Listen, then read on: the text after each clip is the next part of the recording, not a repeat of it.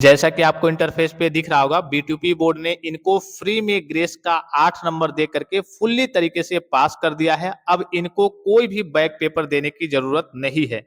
तो फाइनली साथियों, आज की इस वीडियो में हम इसी के बारे में बात करने वाले हैं कि बी2पी का ग्रेस का रूल क्या होता है, ग्रेस मार्क्स होता क्या है, ये क्यों दिया जाता है, किन बच्चों को दिया जाता है, इसके पूरे नियम क्या है, कितने सब्जेक्ट में आपको मिलते हैं, कितने नंबर तक आपको अधिकतम मिलते हैं, इसके लिए आपको अप्लाई कैसे करना होता है बच्चों, ऑफिशियली मैं आपको सारी जानकारी देने वाला हूं। तो चलिए वीडियो को स्टार्ट करते हैं। जो नए बच्चे हैं चैनल को सब्सक्राइब करके बेल आइकन को प्रेस करके ऑल पे क्लिक कर लेंगे और टेलीग्राम चैनल को, व्हाट्सएप चैनल को ज्वाइन कर लेंगे बी2पी की अपडेट्स के लिए। ठीक है, सबसे पहला सवाल सभी बच्चों के मन में क्रिएट हो रहा होगा, हो सकता है जो नए बच्चे हों ना जानते हों कि ग्रेस मार्क्स आखिर क्या होते हैं। भाई जाहिर सी बात है कि ग्रेस मार्क्स हो सकता है कि आप पहली बार सुन रहे होंगे, तो ये क्या होता आखिर क्या है। ठीक है, तो ग्रेस का मतलब होता है कृपांक, यानी कि कृपा का अंक। क्या होता है? कृपांक यानी कृपा का अंक। इसमें क्या होता है कि जो आपका बी2पी बोर्ड है ये आपको फ्री के कुछ नंबर देता है। ठीक है, फ्री में कुछ मार्क्स दे करके उनको लगता है कि हाँ ये बच्चा ठीक ठाक है, पढ़ने में ठीक है, लेकिन कुछ सब्जेक्ट में इसकी बैक लग गई है, तो बोर्ड आपको फ्री में कह लीजिए कृपा करके आपके ऊपर कृपा दिखाता है, कृपा का अंक आपको दे करके फुल्ली तरीके से आपको पास कर देता है। इसे ही हम इंग्लिश में ग्रेस मार्क्स कहते हैं और हिंदी में कृपांक यानी कि कृपा का अंक कहते हैं। ठीक है, तो ग्रेस मार्क्स समझ गए कि हाँ एक प्रकार का बोर्ड के द्वारा दिया जाने वाला फ्री का अंक होता है। ग्रेस मार्क्स क्यों दिए जाते हैं, तो ये मैंने आपको बताया कि ग्रेस मार्क्स क्यों दिए जाते हैं। इसमें बोर्ड को ये लगता है कि अरे यार ये बच्चा ठीक ठाक है, पढ़ने में सही है, लेकिन कुछ सब्जेक्ट में और कुछ नंबर के चलते इस बच्चे की बैक लग रही है। तो बोर्ड ऐसा नहीं सोचेगा कि हाँ भाई बच्चे की बैक लगे, तो वो सोचेगा कि यार बच्चा पढ़ने में ठीक ठाक है, कुछ सब्जेक्ट में और कुछ नंबर के चलते इसकी बैक लग रही है, तो हम क्या कर रहे हैं, अपनी ओर से कुछ नंबर दे करके, कृपा का अंक दे करके इस बच्चे को पास कर दे रहे हैं। तो इसीलिए ग्रेस मार्क्स क्यों दिया जाता है कि बच्चे की काबिलियत को देखते हुए कि हाँ बच्चा तो ठीक ठाक है, लेकिन कुछ सब्जेक्ट में और कुछ नंबर के चलते बच्चे की बैक लग रही है, तो बोर्ड अपनी ओर से फ्री का नंबर दे करके आपको पास कर देता है। फिर ग्रेस मार्क्स कब मिलते हैं, तो ग्रेस मार्क्स हमेशा आपके इवेंट सेमेस्टर में मिलते हैं। इवेंट सेमेस्टर मतलब जैसे आपका सेकेंड सेमेस्टर हो गया, फोर्थ सेमेस्टर हो गया, सिक्स सेमेस्टर हो गया। जैसे कई सारे बच्चे हमसे पूछने लगते हैं, सर फर्स्ट सेमेस्टर का रिजल्ट आया, सर हमारा तो इतना नंबर है, हमें ग्रेस मिलना चाहिए था, लेकिन ग्रेस हमें नहीं मिला। तो फर्स्ट, थर्ड और फिफ्थ में आपको ग्रेस नहीं मिलता है। जैसे आपका इवेंट सेमेस्टर का रिजल्ट आता है, अर्थात ऐसे कर लीजिए ओवरऑल जैसे आपका फर्स्ट ईयर का रिजल्ट आएगा, सेकेंड ईयर का रिजल्ट आएगा और फाइनल ईयर का रिजल्ट आएगा, तो उसमें आपको ग्रेस मार्क्स देखने को मिलता है। और सेमेस्टर में आपको ग्रेस नहीं मिलता है, क्योंकि आपका जब इवेंट का रिजल्ट आता है तो उसमें आपके प्रीवियस सभी सेमेस्टर रहते हैं। जैसे मान लीजिए कि आपका फर्स्ट ईयर हो गया, सेकंड सेमेस्टर का भी रिजल्ट आने वाला है, तो इसमें फर्स्ट सेमेस्टर और सेकंड सेमेस्टर दोनों रहेंगे, दोनों मिला करके आपका फर्स्ट ईयर होता है। ठीक है, तो जब आपका फर्स्ट ईयर, सेकंड ईयर और फाइनल ईयर का ओवरऑल रिजल्ट आता है, अर्थात ऐसे कहिए कि जब आपका इवेंट सेमेस्टर का रिजल्ट आता है, तब उसमें आपको ग्रेस मार्क्स देखने को मिलता है। ठीक है, अब अधिकतम कितने मार्क्स तक मिलते हैं, तो एक बार मैं आपको डिटेल में पहले इसका पूरा सारांश बता दे रहा हूं आपको। ठीक है, ग्रेस मार्क्स तो आप समझ गए कि हाँ बोर्ड के द्वारा दिया जाने वाला कृपा का अंक है। अब दूसरा सवाल आपके मन में क्रिएट हो रहा होगा कि कितने सब्जेक्ट में ग्रेस के मार्क्स मिलते हैं, तो अधिकतम बच्चों आपको केवल 2 सब्जेक्ट में, कितने सब्जेक्ट में, 2 सब्जेक्ट में आपको ग्रेस के नंबर देखने को मिलते हैं। कितने सब्जेक्ट में? 2 सब्जेक्ट में आपको ग्रेस के नंबर देखने को मिलेंगे। फिर इसके बाद से अगला सवाल आपके मन में होगा कि यार कितने नंबर तक मिल सकते हैं। चलिए 2 सब्जेक्ट में तो मिलेंगे, कितने नंबर तक मिलेंगे, तो अधिकतम आपको फ्री में बोर्ड 10 नंबर देता है। कितना नंबर देता है? 10 नंबर तक आपको बोर्ड क्या करता है। अब ये नहीं कि हाँ 10 ही देगा, 10 से मतलब क्या है, अधिकतम 10 देता है। आपको 9 की जरूरत है 9 देगा, 8 की जरूरत है 8 देगा, 2 की जरूरत है 2 देगा। अधिकतम जो होता है वो कितना देता है, आपको 10 नंबर बोर्ड फ्री में देता है। कितने सब्जेक्ट में देता है? 2 सब्जेक्ट में देता है। कितने नंबर तक देता है? 10 नंबर तक देता है। ये दोनों चीज, यही मेन, यहाँ पे बच्चे कंफ्यूजन में पड़ जाते हैं। ठीक है, अब कोई बच्चा है फॉर एग्जाम्पल उसकी 3 सब्जेक्ट में बैक है, ठीक है, तो वो ये सोचेगा कि यार मुझे 2 सब्जेक्ट में ग्रेस मिल जाता, अब बचता मेरा कितना सब्जेक्ट, बस एक सब्जेक्ट बचता। नहीं, ऐसा नहीं है। बोर्ड तभी आपको ग्रेस देता है जब आपकी गाड़ी फुल्ली तरीके से निकल जाए। भाई अगर आपकी 3 सब्जेक्ट में बैक है, बोर्ड ने मान लिया कि आपको 2 में ग्रेस दे दिया, 2 में आप पास हो गए, एक में बचा रह गया, तो एक में तो आपकी बैक है ना, तो आप फुल्ली तरीके से पास कैसे हुए? तो बोर्ड उन्हीं बच्चों को ग्रेस मार्क्स देता है जिन बच्चों का फुल्ली तरीके से क्लियर हो जाए ग्रेस देने के बाद से। अब ऐसा नहीं है कि हाँ ग्रेस देने के बाद से फिर से उसकी 1-2 बैक बची ही रह जाए। तो कहने का सीधा मतलब है कि अगर आपकी 2 सब्जेक्ट में बैक है तब तो आपको ग्रेस मिलेगा। जैसे 2 के ऊपर जाएंगे तो इस केस में किसी भी सब्जेक्ट में, ये नहीं कि हाँ 2 में मिल जाएगा और तीसरे में बस ना मिले, नहीं, किसी भी सब्जेक्ट में आपको ग्रेस नहीं मिलेगा। भले ही मान लीजिए कि आप 20 में 19, 19, 19 तीनों पाए हैं, ठीक है। मैंने कहा कि भाई 10 नंबर मिलता है। अब आप कहेंगे सर 10 नंबर तो मिलता है, हमें तो 3 ही नंबर चाहिए। लेकिन आप ग्रेस की क्राइटेरिया में नहीं है, क्योंकि जो पहला इसका रूल है ग्रेस का वो यही है कि ग्रेस आपको केवल 2 ही सब्जेक्ट में मिलता है। अगर सब्जेक्ट की संख्या आपकी 3 हो गई है या फिर 2 से ऊपर हो गई है, तो इस केस में आपको किसी भी सब्जेक्ट में ग्रेस मार्क्स देखने को नहीं मिलेगा। आई होप कि ये डाउट्स आपके क्लियर हो गए होंगे, और इसी को लेकर के बच्चे कंफ्यूजन में रहते हैं कि सर मेरे तो 3 सब्जेक्ट में बैक है, तो मुझे 2 में मिल जाता, 1 में नहीं मिलता। नहीं, ऐसा नहीं है। बोर्ड आपको किसी भी सब्जेक्ट में ग्रेस नहीं देगा, क्योंकि ग्रेस आपको उसी लिए दिया जाता है कि हाँ, आप फुल्ली तरीके से पास हो जाएं। जब 2 में दे देगा, 1 में आपकी बैक बची रह जाएगी, तो ग्रेस देने का कोई मतलब नहीं है, आप फुल्ली तरीके से पास नहीं होंगे, तो आप ग्रेस की क्राइटेरिया से बाहर हैं। अगर आपका 2 सब्जेक्ट में बैक है, तभी आपको ग्रेस मिलेगा।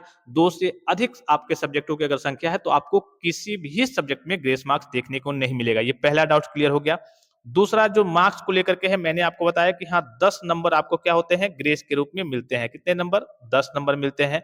अब कहेंगे, मान लीजिए मैंने कहा कि भाई 2 सब्जेक्ट, मैंने क्या कहा कि हाँ 2 सब्जेक्ट में मिलते हैं, 10 नंबर तक मिलते हैं। अब कोई बच्चा ऐसा होगा जो सोचेगा चलो ठीक है, मेरी तो एक ही सब्जेक्ट में बैक आई है और मुझे 9 नंबर चाहिए, तो क्या इस केस में इस बच्चे को 9 नंबर मिलेगा? नहीं। ग्रेस का दूसरा रूल क्या है कि जो भी आपका टोटल होता है, जैसे मैंने कहा कि 10 नंबर तो आपको मिलता है और यहाँ पे आपको 9 नंबर ही चाहिए एक सब्जेक्ट में, तो दूसरा रूल इसका ये है कि जो भी आपका सब्जेक्ट हो गया, फॉर एग्जाम्पल कि अगर आपका 50 नंबर का पेपर होता है, तो इसका जितना भी आपका पूर्णांक होता है, इसका केवल 10% आपको ग्रेस के रूप में मिलता है, अर्थात इसमें केवल आपको 5 नंबर मिलेगा। फॉर एग्जाम्पल मान लीजिए कि आपका कोई सब्जेक्ट है जिसमें आपकी बैक लग गई है और 50 नंबर का आपका पेपर था, 50 में आपका फॉर एग्जाम्पल मान लीजिए कि आपका आया है लगभग लगभग आपका 10 के आस मान लीजिए कि 12 आया है, ठीक है, 12 आ गया है। चाहिए कितना आपको? 8 नंबर, एक ही सब्जेक्ट में आपकी बैक लगी है, ठीक है। मैंने कहा था कि भाई 10 नंबर तक आपको मिल जाएगा। अब आप कहेंगे सर मेरा तो मान लीजिए कि 8 ही नंबर चाहिए मुझे, 8 नंबर तो मुझे मिल जाना चाहिए। तो लेकिन मैंने दूसरा रूल आपको ये बताया कि जो भी आपका कहिए कि पूर्णांक होता है, इसका केवल 10% मिलता है, अर्थात एक सब्जेक्ट में आपको यहाँ पे केवल 5 नंबर मिलेगा, अधिकतम 5 नंबर मिलेगा। यहाँ पे आपको कितना चाहिए? 8 चाहिए, और आपको मिलेगा कितना? रूल के अकॉर्डिंग 5 मिलेगा, अर्थात एक सब्जेक्ट में 5 ही मिल सकता है। अगर आपका पेपर मान लीजिए कि 60 नंबर का हो रहा है, कितने नंबर का हो रहा है? 60 नंबर का हो रहा है, तो इसमें आपको 10% इसका निकालेंगे तो 6 नंबर होगा, अर्थात जो जिन बच्चों का पेपर 60 नंबर का होगा, तो उनको एक सब्जेक्ट में अधिकतम कितना मिलेगा? 6 नंबर मिलेगा।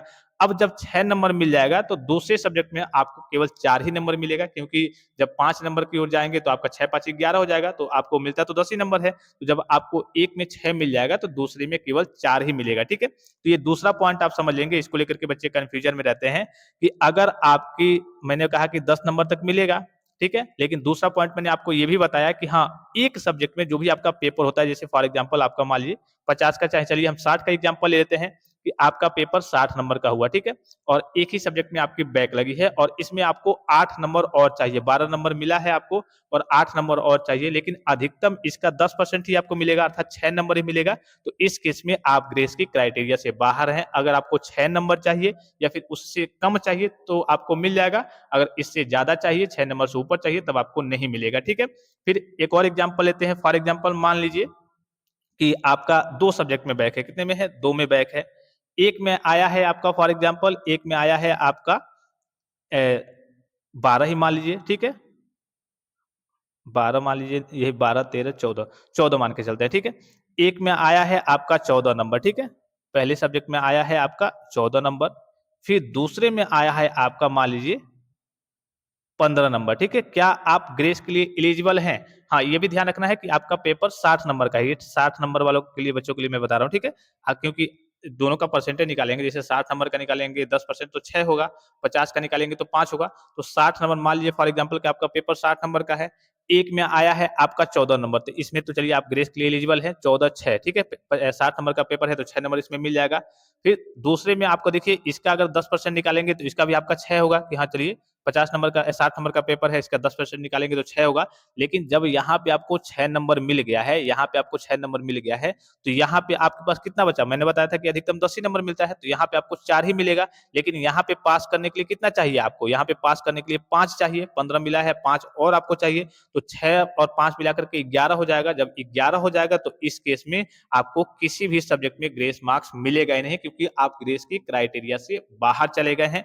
इसका सरल शब्दों में मैंने आपको बता दिया कि हाँ, अधिकतम जो भी आपका पूर्णांक होता है, 50 नंबर का पेपर हो गया, तो ऐसे आपका 5 नंबर उस सब्जेक्ट में अधिकतम मिलेगा। तो एक में 5 मिल गया तो 5 नंबर और आपके पास बचा। दूसरे सब्जेक्ट में अगर 5 या फिर उससे नीचे चाहिए तो मिल जाएगा, अगर उससे ऊपर चाहिए तो आपका किसी भी सब्जेक्ट में नहीं मिलेगा।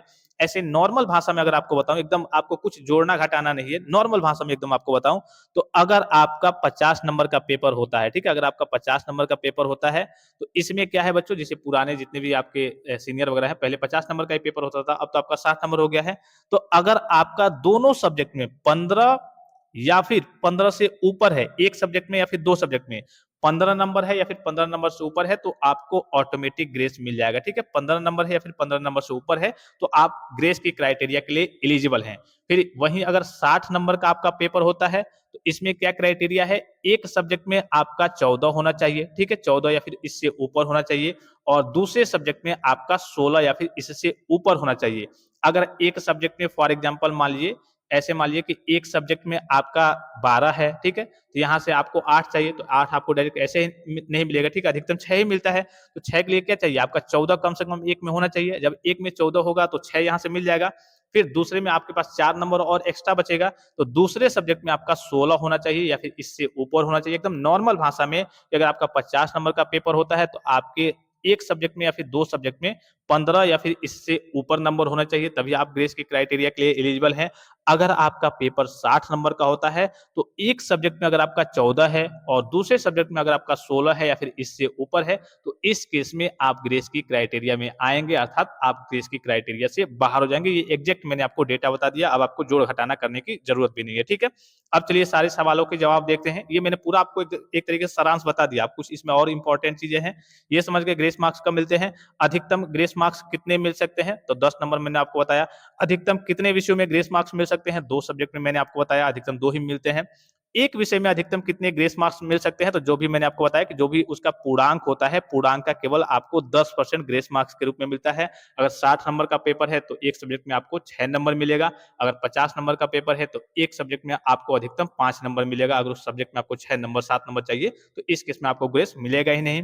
फिर उसके बाद से सातवां देखिए, सातवां सवाल क्या है कि क्या एफक्यूपी यानी कि फेल इन क्वालिफाइंग पेपर पर ग्रेस मार्क्स मिलता है या फिर नहीं। तो जितने भी आपके क्वालिफाइंग पेपर होते हैं, इसमें आपका ग्रेस मार्क्स नहीं मिलता है, इसको आपको कैसे भी क्वालिफाई करना होता है, पास करना होता है। ठीक है, ये समझ गए, एफक्यूपी में आपका ग्रेस मार्क्स नहीं मिलता है। क्या बैक पेपर वालों को ग्रेस मार्क्स मिलता है, तो इसका जवाब है हाँ, बैक पेपर वालों को, जैसे आप नॉर्मल एग्जाम देते हैं तो आपकी बैक लग जाती है, तो जैसे आप बैक पेपर देंगे उसका रिजल्ट आएगा, तो अगर आप ग्रेस की क्राइटेरिया के अंडर आते हैं, ग्रेस की क्राइटेरिया के अंतर्गत आते हैं, तो इस केस में आपको ग्रेस मार्क्स मिल जाएगा। क्या रीचेक या फिर रिवोल्यूशन कराने पर ग्रेस मार्क्स मिलता है, तो इसका जवाब है हाँ।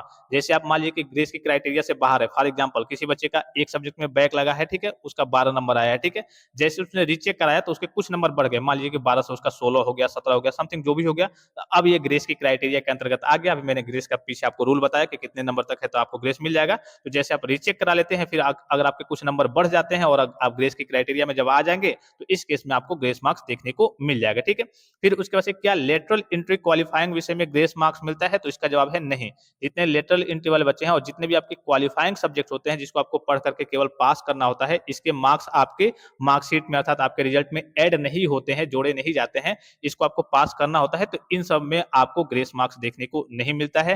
क्या स्पेशल बैक वालों को ग्रेस मार्क्स मिलता है, जितने स्पेशल बैक वाले बच्चे होते हैं, स्पेशल बैक मतलब 3 साल का आपका पॉलिटेक्निक है वो कंप्लीट हो गया है, उसके बाद से जो आपकी बैक रह जाती है उसे हम स्पेशल बैक कहते हैं। क्या इसमें आपको ग्रेस मार्क्स मिलता है, तो इसका जवाब है नहीं। जो स्पेशल बैक वाले बच्चे होते हैं उनको सब्जेक्ट को पास करना होता है, उसमें आपको ग्रेस मार्क्स देखने को नहीं मिलता है। ठीक है, फिर 12 नंबर वाला पॉइंट देखिए, क्या ग्रेस मार्क्स मार्कशीट पर दिखाई देते हैं, तो इसका सीधा और सिंपल सा जवाब है हाँ, आपके ग्रेस मार्क्स फर्स्ट ईयर और सेकेंड ईयर में लग जाता है, तो कोई समस्या नहीं है, क्योंकि मेन जो आपका मार्कशीट होता है, रिजल्ट होता है, वो आपका फाइनल ईयर का होता है, तो फाइनल ईयर में आपका नहीं लगना चाहिए। बाकी फर्स्ट ईयर में सेकेंड ईयर में आपको ग्रेस मार्क्स मिल जाता है, तो कोई समस्या की बात नहीं है, आपके फाइनल मार्कशीट पे शो नहीं होगा। लेकिन अगर आपका 5th सेमेस्टर 6th सेमेस्टर मिला करके अर्थात फाइनल ईयर में अगर आपको ग्रेस मिलता है तो इस केस में वो आपकी मार्कशीट पे शो होगा। ग्रेस मार्क्स कितने वर्षों तक मिल सकते हैं, तो ये आपको तीनों साल मिलते हैं। जैसे आप फर्स्ट ईयर में थे, फर्स्ट ईयर में आप ग्रेस के क्राइटेरिया के अंतर्गत आए तो आपको ग्रेस मिल गया। जैसे आप सेकंड ईयर में आए फिर से आप लटक गए, फिर से आप ग्रेस की क्राइटेरिया में आ गए तो सेकंड ईयर में मिल जाएगा। जैसे आप फाइनल ईयर में गए तो फिर से आप ग्रेस की क्राइटेरिया में आ गए तो फाइनल ईयर में भी आपको मिल जाएगा। तीनों साल आपको मिलता है, ठीक है। क्या ग्रेस मार्क्स कुल परसेंटेज में, टोटल परसेंटेज में जुड़ता है या फिर नहीं, तो इसका सीधा सा जवाब है नहीं। जो ग्रेस मार्क्स होता है ये बोर्ड आपको फ्री में देता है, ये आप तो पढ़ करके लाते नहीं, ग्रेस मार्क्स आपको बोर्ड फ्री में दे करके पास कर देता है। तो इसका जो कहिए कि जैसे मान लीजिए कि फॉर एग्जांपल बोर्ड ने आपको 8 नंबर दे दिया है ग्रेस के रूप में, ठीक है। तो ये 8 नंबर आप टोटल मान लीजिए कि आपने पाया था 1250, फॉर एग्जांपल मैं बता रहा हूँ, ठीक है। अब आपका प्लस 8 नहीं होगा, 1258 नहीं होगा, आपका परसेंटेज यही रहेगा 1250, लेकिन बोर्ड आपको अपनी ओर से जो नंबर देता है ग्रेस का अंक, ये बस पास होने के लिए देता है। इसका जो नंबर है, मार्क्स है, वो आपके टोटल में ऐड नहीं होता, अर्थात आपके परसेंटेज में ऐड नहीं होता है, ठीक है। उसके बाद से देखिए जो इंपॉर्टेंट पॉइंट है कि ग्रेस के लिए अप्लाई कैसे करते हैं, इसके बारे में बहुत सारे बच्चे पूछते हैं। तो ग्रेस के लिए आपको कुछ नहीं करना होता है। जब भी आप ग्रेस की क्राइटेरिया के अंतर्गत आते हैं, तो जब भी आपका रिजल्ट डिक्लेयर होता है, जारी होता है, तो बोर्ड आपको डायरेक्टली ग्रेस देता है, ठीक है। इसके लिए आपको कुछ करने की जरूरत नहीं होती है, कहीं अप्लाई नहीं करना होता है। जब भी आप ग्रेस की क्राइटेरिया के अंतर्गत आएंगे तो बोर्ड आपको ऑटोमेटिक ग्रेस मार्क्स दे देगा, ठीक है। क्या ग्रेस मार्क्स से नौकरी जॉब मिलने में कोई समस्या होती है, तो नहीं, कोई समस्या नहीं होती है। ग्रेस मार्क्स का मतलब क्या है कि आप फुल्ली तरीके से पास हैं, आपके रिजल्ट पे कोई इफेक्ट नहीं पड़ने वाला है, ठीक है। तो ग्रेस से जैसे बहुत सारे बच्चे कहते हैं सर मुझे सरकारी नौकरी की तैयारी करनी थी, जेई वगैरह की, अब तो मुझे ग्रेस मिल गया है, तो कोई समस्या की बात नहीं है। ग्रेस मतलब है कि आप फुल्ली तरीके से पास है, आपके जॉब में कोई इफेक्ट देखने को नहीं मिलेगा, ठीक है। उसके बाद से देखिए 17 नंबर वाला पॉइंट है कि क्या फेल छात्रों को ग्रेस मार्क्स मिलते हैं या फिर नहीं। तो आपको मालूम है कि फेल मतलब क्या होता है कि आपके 5 सब्जेक्ट में बैक होगी, और मैंने आपको क्या बताया था कि अधिकतम 2 ही सब्जेक्ट में आपको ग्रेस मिलता है। तो इस केस में जो फेल वाले बच्चे होते हैं उनको ग्रेस मार्क्स देखने को नहीं मिलता है। फिर रिजल्ट से ग्रेस मार्क्स कैसे हटाएं। फॉर एग्जाम्पल मान लीजिए कि आपको ग्रेस मार्क्स मिल गया, ठीक है। तो क्या बहुत सारे बच्चे सोचते हैं कि नहीं हम दोबारा इसका एग्जाम देंगे, इस सब्जेक्ट का हम उसको क्लियर करेंगे, हमें ग्रेस नहीं चाहिए। तो ग्रेस आप नहीं हटा सकते। ग्रेस का मतलब होता है पास। जब आप पास हैं तो आप बैक पेपर का फॉर्म भी फिलअप नहीं कर सकते। हाँ, एक ऑप्शन आपके पास होता है कि आप रीचेक करा सकते हैं। रीचेक में फॉर एग्जाम्पल किसी बच्चे का 16 नंबर मिला है, इसको कहिए कि 4 नंबर ग्रेस के रूप में मिल करके ये पास हो गया है, इसके रिजल्ट पे लिख के आ रहा है कि GR4, ठीक है। अब ये चाहे तो अपनी कॉपी को रीचेक करा सकता है, दोबारा जांच करा सकता है, दोबारा जांच कराएगा। तो अगर इसके नंबर कुछ बढ़ जाते हैं, बढ़ करके ये पास हो गया, जो 16 मिला था वो आपका 20 हो गया, 22 हो गया, 21 हो गया, तो ये पास हो जाएगा, तब ग्रेस हट जाएगा। या फिर सेम रहता है तो उसके बाद से आपको कोई ऑप्शन नहीं मिलेगा, क्योंकि जब ग्रेस मिल जाता है तो बस रीचेक ही आपके पास एक ऑप्शन होता है। अगर रीचेक में भी सेम नंबर आ जाते हैं या फिर कहिए कि ग्रेस की क्राइटेरिया के अंतर्गत आप आ जाते हैं, तो उसके बाद से ना ही आप बैक पेपर का फॉर्म फिलअप कर पाएंगे, ना ही दोबारा आप एग्जाम दे पाएंगे, क्योंकि जब आप पास हैं तो आपको दोबारा एग्जाम देने का मौका नहीं मिलेगा। तो बस आपके पास रीचेक एक ऑप्शन होता है कि हाँ, रीचेक करा करके अगर आपके नंबर जैसे डाउन हो गए थोड़े से, जैसे 16 था, अगर आपका मान लीजिए कि 12 हो गया घट करके, तब आपकी बैक लग जाएगी, तब आप बैक पेपर देंगे। लेकिन 16 का 16 रह गया, ग्रेस के क्राइटेरिया में है, तो आपको ग्रेस मार्क्स मिल जाएगा सेम आपका जैसे के तैसे।